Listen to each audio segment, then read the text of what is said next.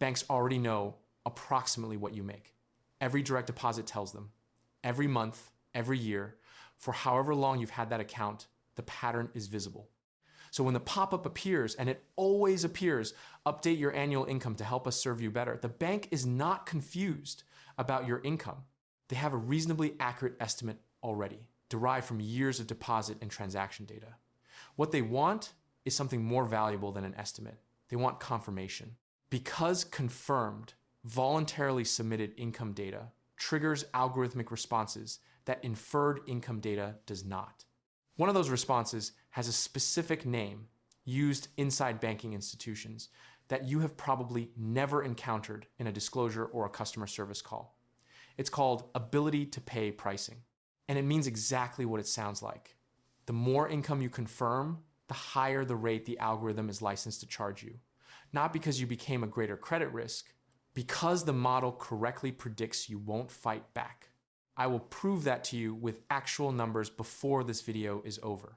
I'm also going to walk you through why your credit limit increases are not the reward you've been treating them as, what your income data specifically does to your account during an economic contraction, and the 3-level framework I use to decide exactly what to tell financial institutions and exactly what to keep to myself. By the end of this, you will never fill out an income update form the same way again.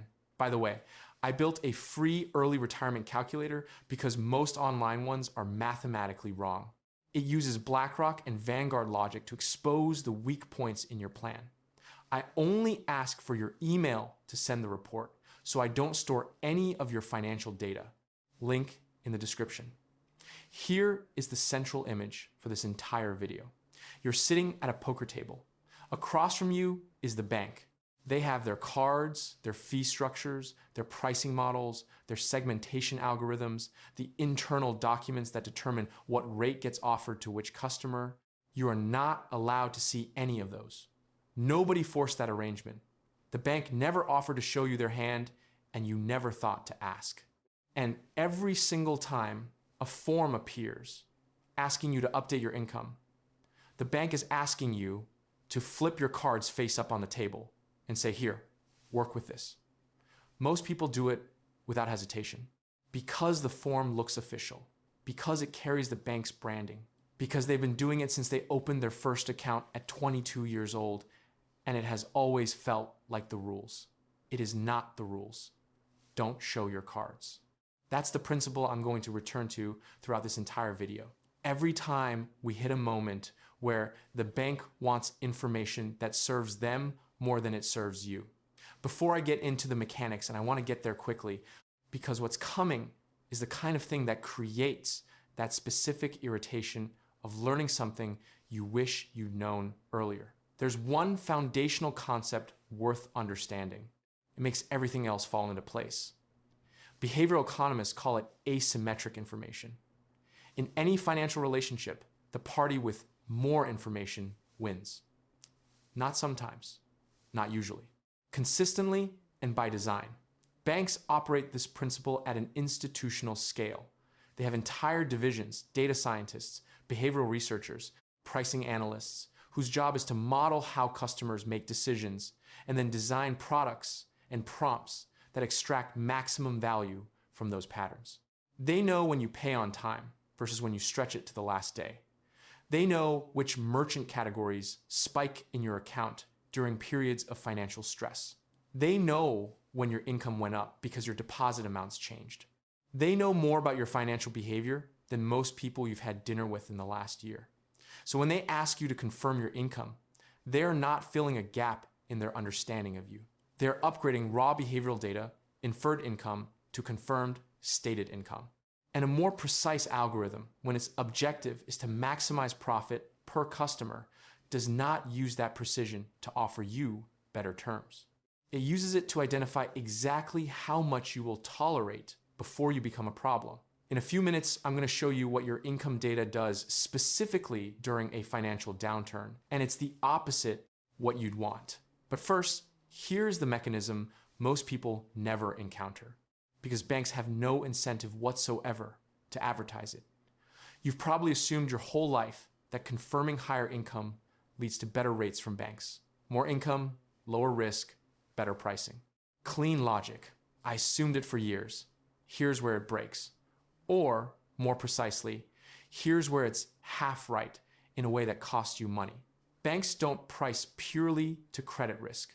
They price to the maximum rate each specific customer will tolerate before complaining, shopping around, or switching. These are two completely different things. Your credit risk tells the bank whether you're likely to default.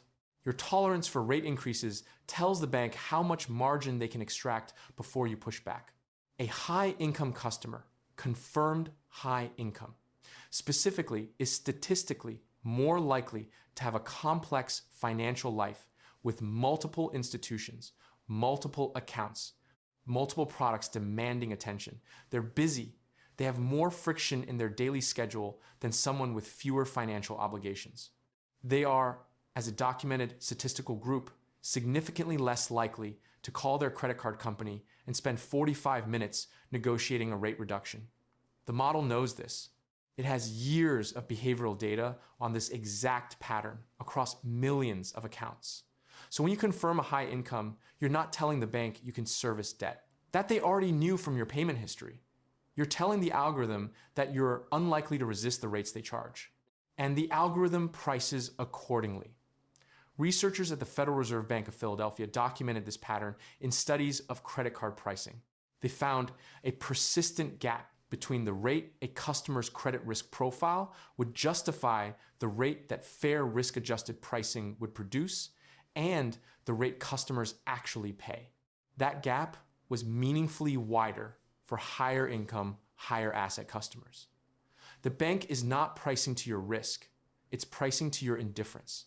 And you funded that pricing decision the moment you typed your income into the update pop-up. Let me make this concrete.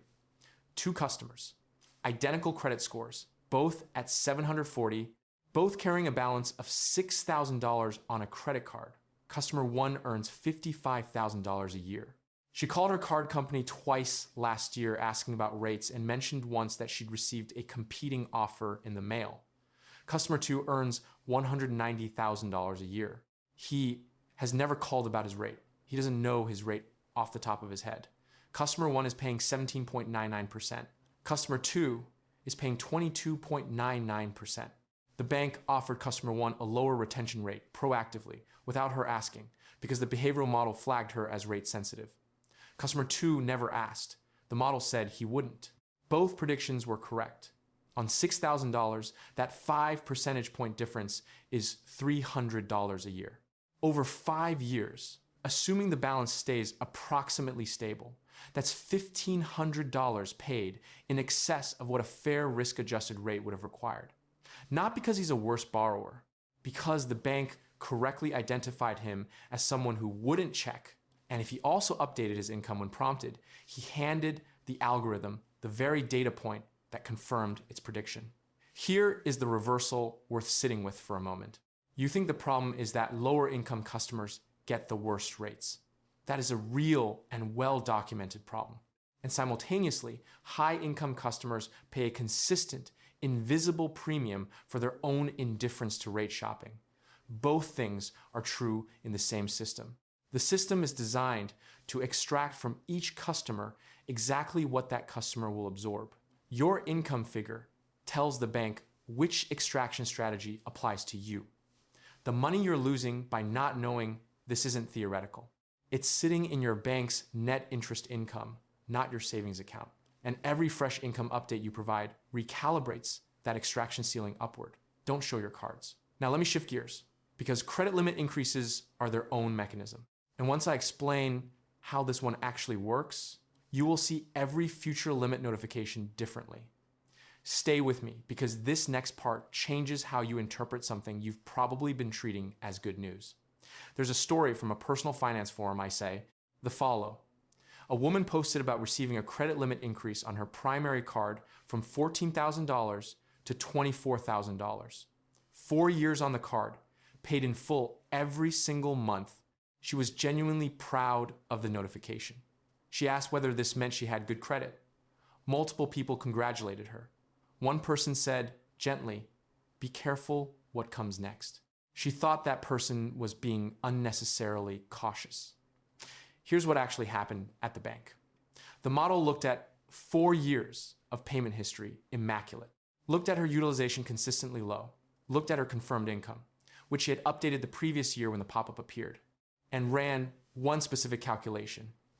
Given this income and this payment behavior, what is the maximum balance this customer could carry before the account becomes unprofitable? The answer was substantially larger than the current limit allowed. So the limit went up, not as recognition of her financial virtue, as a hypothesis about how much credit she might use if she had access to it. This matters because of something researchers call the credit limit effect. When credit limits increase, balances tend to follow. Not always immediately, not always dramatically, but directionally and consistently in the aggregate data. The limit going from $14,000 to $24,000 doesn't mean you'll carry a $24,000 balance. It means the psychological barrier to carrying a $12,000 balance is now lower than it was when the limit was $14,000. The bank knows this. The model accounts for it in the expected value calculation behind the limit increase decision. That notification is not neutral. It is a bet the bank is placing on your behavior, funded by the income figure you confirmed the previous year. The bank isn't congratulating you. It's extending more rope. And here's the three-way loss at play when you don't know this. 1, you receive a higher limit you didn't ask for and don't particularly need. 2, your psychological resistance to carrying a balance decreases as a direct consequence of the higher limit. 3, the premium marketing playbook activates because you've been reclassified as a high-value extraction target, and now your time and attention get consumed by offers calibrated to separate you from money. All three of those outcomes follow from one voluntary income update. By the way, hit subscribe if you're getting something out of this. I spend a serious amount of time in Federal Reserve working papers, annual reports, and regulatory filings, so you don't have to. YouTube may genuinely never show you one of my videos again if you don't. Now, I want to introduce someone whose story I'll come back to because she worked out empirically what I've been explaining theoretically. She's a contractor. Variable income by design, $8,000 to $15,000 a month, depending on projects, sometimes higher in strong stretches. When she applied for a primary credit card several years ago, she reported her conservative average. Not false, her income genuinely does hit those lower numbers during slow months. The bank approved her, gave her a modest limit she thought was a touch low, and left her alone. Her banking experience was quiet, stable, and boring. Boring in the exact way you want a banking relationship to be boring. She could log in, pay her bill, and leave.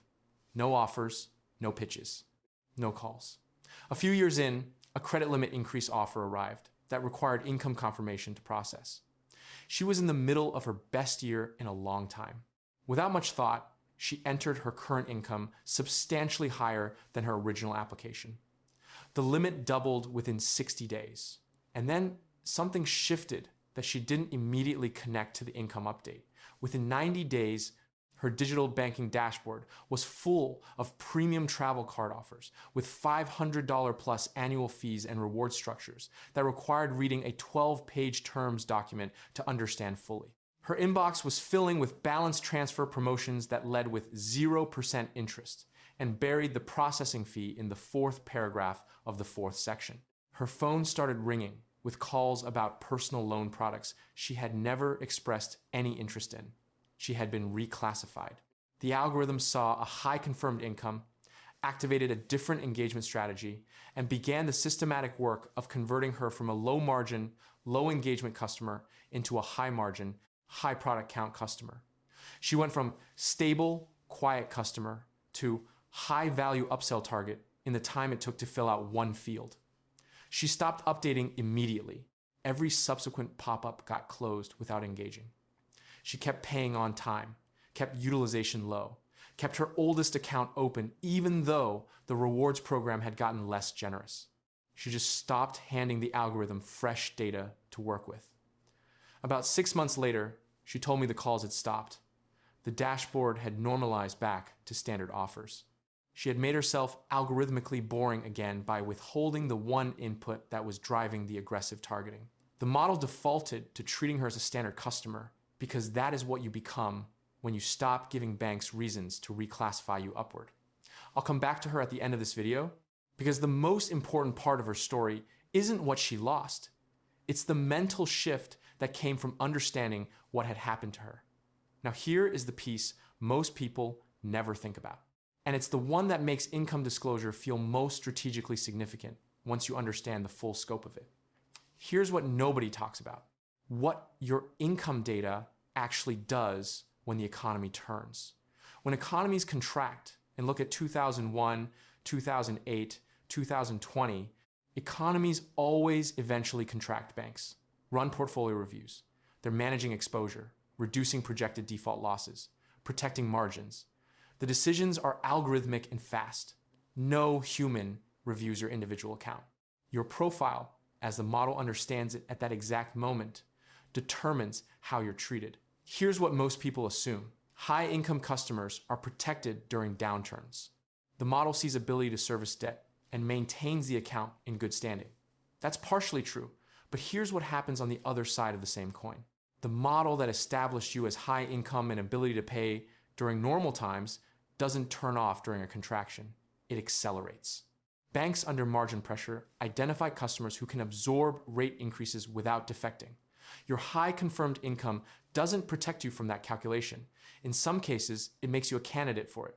The model that correctly predicted you wouldn't push back on 22.99% doesn't stop making that prediction because unemployment ticked up 2 points. The second dynamic is more dangerous and less discussed. Your file says you earn $160,000. Your deposits start declining because you changed jobs, or your company froze bonuses, or you had a large expense that shifted your cash patterns for a few months. The algorithm detects a divergence between your confirmed income and your current observable behavior. That divergence is a risk flag. Automated responses can follow. Credit limit reductions, account reviews, sometimes account closures. For a customer who has paid on time for 7 consecutive years, not because they defaulted, because a model detected inconsistency between the data the customer voluntarily provided and what the customer's actual behavior currently suggests, customers who gave banks less confirmed income data don't get caught in this trap. Without a specific income figure to compare behavioral changes against, the model has nothing to create a mismatch flag with. It falls back entirely on behavioral data. And behavioral data, payment history, utilization, account longevity is stable even when your income fluctuates, as long as you keep paying on time, which you are, because you're responsible. The behavioral record reflects that. The income mismatch would have reflected something else. Here is the pattern interrupt that ties all of this together, because it addresses the one objection I know you're carrying right now. Your credit score does not include income. Not partially, not indirectly, not at all. The FICO model, the number that lenders actually use to make credit decisions, is calculated entirely from credit bureau data. Payment history, 35% of the score. Amounts owed, 30%.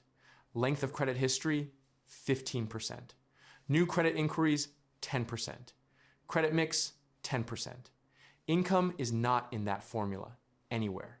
A person earning $28,000 a year with a spotless payment history and 10% utilization has a better credit score than a person earning $250,000 a year with maxed out cards and a late payment last year. The credit bureau doesn't know what either person earns. It only knows what they do with credit. This means the strategy I'm describing, minimize income disclosure, maximize behavioral track record, doesn't involve any trade-off with your credit score. Both moves point in the same direction. You give the bank less ammunition for ability to pay pricing, while simultaneously giving the credit bureau more behavioral evidence of responsible credit management. Your score improves. The bank's ability to extract premium pricing from your confirmed income profile decreases, no downside. The bank just prefers you don't know these two systems operate independently. Now here is the framework. 3 levels. Once you have this, every future income disclosure decision becomes a clear, conscious choice rather than a reflexive compliance. Level 1, mandatory disclosure. mortgage applications. Federally regulated under qualified mortgage rules. You provide tax returns, W-2s, pay stubs. Underwriters verify everything. No workaround exists, and you don't want one-no documentation. Mortgages were a central mechanism in the 2008 financial crisis, and the people who suffered most from that collapse were not the banks. They were the borrowers who took loans they couldn't actually service once the teaser rates expired. When income verification is legally required and exists to protect you from borrowing beyond your means, disclosure works for both parties. Show your cards. This is one of the rare moments where the bank's interest and your interest point in the same direction. Level 2, strategic disclosure. You want something specific from the bank, and income information is part of getting it. A more competitive initial rate on a new card application, a favorable interest rate on an auto loan, a credit limit increase you consciously decided you need for a specific reason you identified. In level 2 situations, you're choosing to show a card because that card wins you something concrete right now. You're making a deliberate trade. Your data for a specific outcome you initiated and want. That is categorically different from responding reflexively to a pop-up on a Tuesday afternoon when you just wanted to check your balance. The distinction is intentionality. You're disclosing on purpose, for a purpose you defined. Level 3, optional disclosure. This is the category banks work hardest to disguise as level 1, periodic income updates on existing accounts. Income confirmation pop-ups, customer service calls asking if your financial situation has changed, the help us serve you better banners inside your banking app. None of these are required, not legally, not contractually, not practically. You can decline every single one indefinitely, and your accounts will continue functioning normally. Your credit score will not be affected. Your interest rate will not be raised as punishment for failing to comply with an optional data collection request. The bank wants the data. They frame the request as service. It is data collection for algorithmic repricing. Wearing a customer service costume, close the pop-up. The bank will ask again next quarter. Close that one too. Now, let me put real numbers on a realistic scenario, because I think this lands harder in dollar terms than in principles. 42 years old, 15 years in the same industry, base salary of $140,000 with variable bonus ranging from nothing to $40,000 depending on the year, 2 credit cards with a combined limit of $38,000, pays the full balance almost every month, has a 401k, some index funds, a mortgage with about 12 years left. Financially responsible by any honest definition. 5 years ago, both his credit card issuers sent income update requests during their standard quarterly cycle. He updated both. He'd had a good bonus year. He entered $160,000. The algorithm reclassified him within hours of submission. Over the next 18 months, his combined credit limit increased to $62,000 without him requesting it. A premium travel card offer arrived with a $550 annual fee and a welcome bonus structured to look compelling in the promotional email. He signed up. He now pays $550 every year for a card he uses, largely because he feels obligated to use it to recoup the fee through rewards, a psychological mechanism the bank designed deliberately because customers trying to earn back an annual fee through reward spending tend to spend more in aggregate than they recover. His interest rate on his second card, the one where he carries a modest balance between pay cycles, sits at 22.99%. He has never called to negotiate it. He means to. Life gets busy. The model, when his income data was entered 5 years ago, predicted this exact behavioral pattern. It was correct. Over 5 years, the combination of that annual fee and the interest on the carried balance has cost him approximately $11,500 more than a no-fee card at a competitive rate would have. $11,500. Not because he did something reckless, because he answered a pop-up 5 years ago and an algorithm correctly mapped his future financial behavior from that single data point forward. He does not think of that pop-up as a financial decision. He never thought about it again after clicking submit. That is the entire trick. Here is a quick moment of dark clarity before the final section, because this is where the absurdity of the situation deserves to be named plainly. Imagine calling your bank and saying, I noticed my interest rate increased after I updated my income. Can you explain the logic? And the representative says, with complete professional sincerity, yes, we used your updated information to better serve your account. Full stop. No elaboration. Because from the bank's perspective, that statement is accurate. They used your income information to serve your account specifically, to serve the profitability of your account for their shareholders. Or the pop-up that says, update your income to help us serve you better, translated from banking into plain language, that reads, tell us your financial ceiling so we know exactly where to set the floor on our pricing. They hired excellent copywriters, clearly. Now, the final piece, this is where the contractor's story resolves, and it's the most practically actionable part of this whole video. There's a negotiation principle I internalized from watching my accountant work. She had 30 years of practice negotiating on behalf of clients with lenders, vendors, and tax authorities. And she used to say, whoever names a number first loses. It's close to a universal rule in financial negotiation. The moment you anchor a conversation to a specific number, the entire negotiation organizes around your number. The other party works from your stated position rather than from their own floor. You voluntarily surrendered the leverage that exists in uncertainty. Banks have built a system where you name your number first at every stage of the relationship. The income field on the original application, the update pop-up 3 years later, the customer service call asking if your situation has changed. Every one of these touch points is engineered to get you to name your number before the implicit negotiation about rates, limits, and product placement begins. And like every negotiation where one party names first, the outcomes tilt toward the party that didn't. Going back to the contractor, when she described the 6-month reset, the period after she stopped updating, where the bank gradually returned to treating her as a standard customer, the thing she said that stuck with me wasn't about the marketing volume decreasing.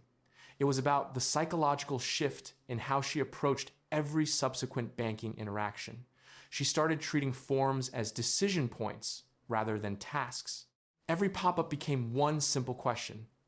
Who specifically benefits from me providing this information right now?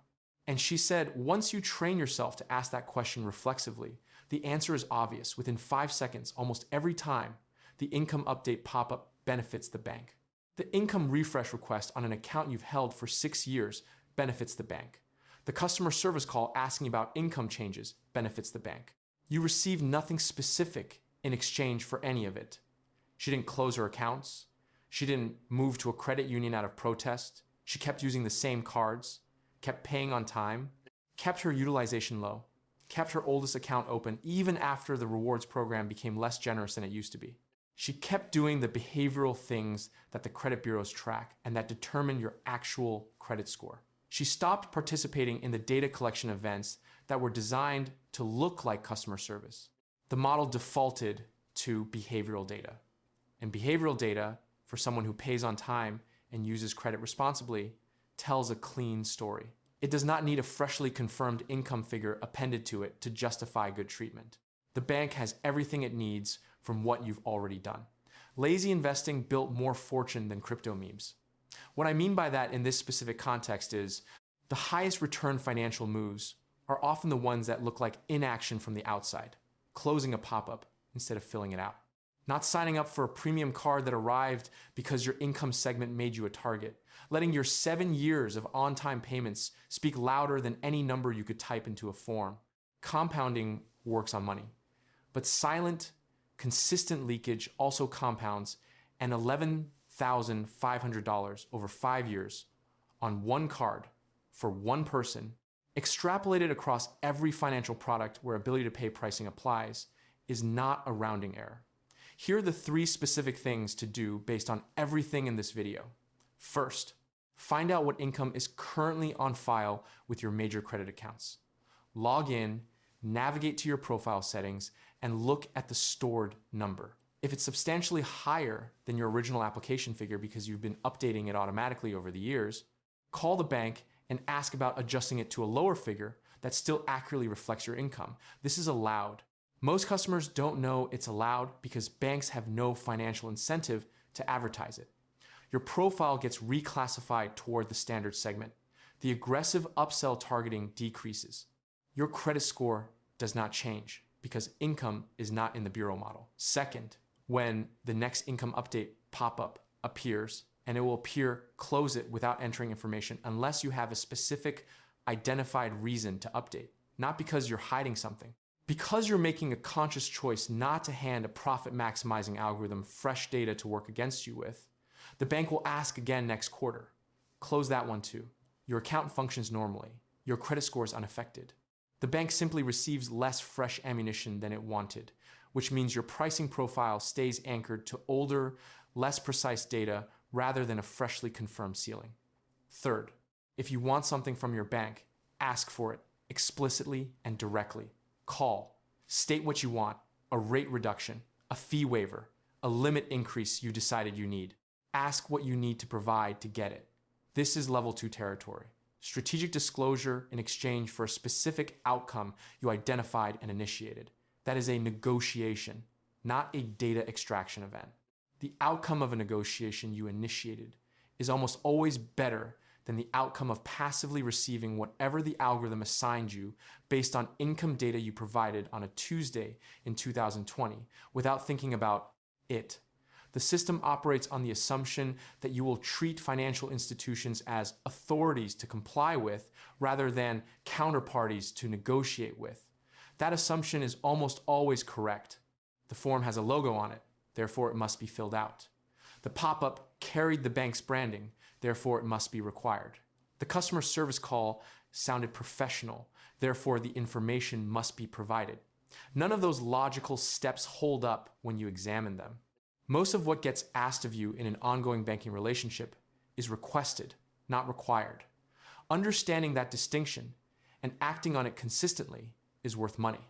Not as much money as 30 years of consistent index fund investing, but it's additive, and additive things compound. Close the pop-up, let your payment history do the talking, and the next time a friendly form asks you to help them serve you better, you'll know exactly who they're serving.